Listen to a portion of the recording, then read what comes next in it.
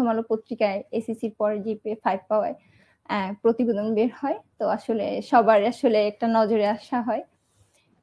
এরপরে আমি আসলে টিচারদের সাথে পরামর্শ করে যে কোথায় ভর্তি হব, কি করব।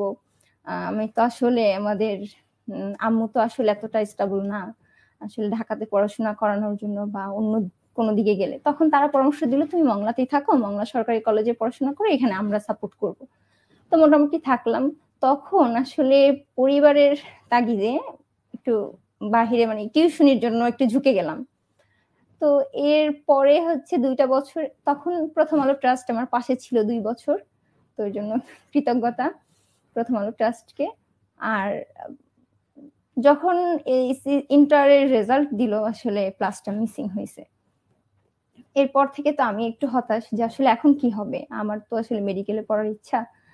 তো আম্মুকে বুঝায় শোনায় তারপরে বললাম, তা আম্মু ঢাকাতে আসো, না হলে আসলে কোনোভাবেই আসলে সম্ভব না। ওইখানে থেকে আমাদের হচ্ছে তখন মানে একটু যদি মানে পরিবারের লোকজন যদি একটু না কনসার্ন না হয় বা তারা যদি না বুঝে, আম্মু আসলে ততটা বুঝে না।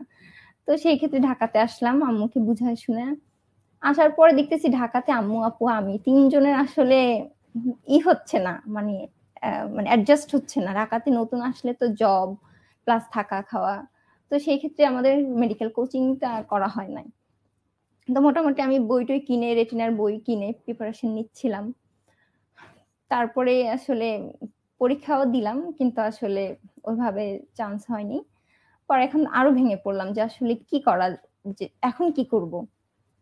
পরবর্তীতে আমি আসলে চেষ্টা করতে লাগলাম যে দু একটা ভার্সিটি আশেপাশে যে ভার্সিটিগুলি, ঢাকা ইউনিভার্সিটি, জাহাঙ্গীরনগর, এখানে ট্রাই করলাম। তো কোনোটা ওয়েটিং লিস্ট আসছে, কোনোটা হচ্ছে সাবজেক্ট আসছে কিন্তু ভালো সাবজেক্ট আসছে না, যেটা আমার পড়ার ইচ্ছা নাই এরকম, যেমন সোশ্যাল ওয়ার্ক এরকম। তো পরে আসলে কি করবো, পরে আমি যে কম্পিউটার ইয়ার থেকে আর কি ফটোকপির দোকান থেকে অ্যাপ্লাই করতাম, ওই উনি একজন টিচার ছিলেন, উনি বললেন যে তাহলে তুমি একটা নার্সিং অ্যাডমিশন চলতেছে, তুমি তাহলে দিয়ে দেখতে পারো। পরে আসলে আমি যখন অ্যাডমিশন দিলাম, তখন কিছুদিন পর রেজাল্ট বের হওয়ার পর দেখলাম যে আমি শহীদ তাজউদ্দিন আহমেদ নার্সিং কলেজ গাজীপুরে আমি গভর্নমেন্টে চান্স পেয়েছি নার্সিং এর জন্য, 4 বছরের বিএসসি কোর্স করার জন্য। এটা সবাইকে যখন জানাইলাম, পরে আসলে আমি বুঝতে পারতেছিলাম না আসলে নার্সিংটা কিরকম কি হবে কি নাকি, এটা আমার অজানা ছিল।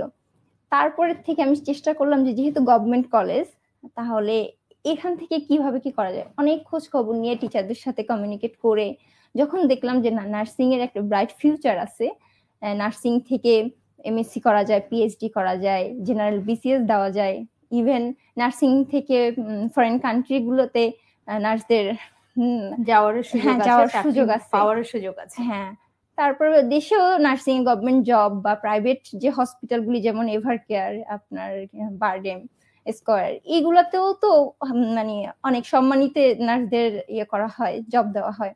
তো সব মিলে দেখলাম যে আমার যেহেতু ফ্যামিলি কন্ডিশন এরকম যে আমার একটা জব ম্যান্ডেটরি, তো সেই ক্ষেত্রে আমার তো আসলে নার্সিংটা দেখলাম যে একদম খারাপ হয় না। তো আসলে অ্যাডমিশনের পর ভর্তি হয়ে গেলাম।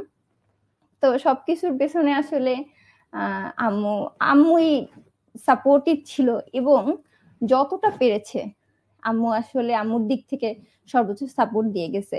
এখন পর্যন্ত জব করছে। আমি চেষ্টায় আছি কবে আমার ইন্টার্নশিপ শেষ হবে, কবে একটা জব পাওয়ার পর বলবো আম্মু তুমি আর জবে যেও না।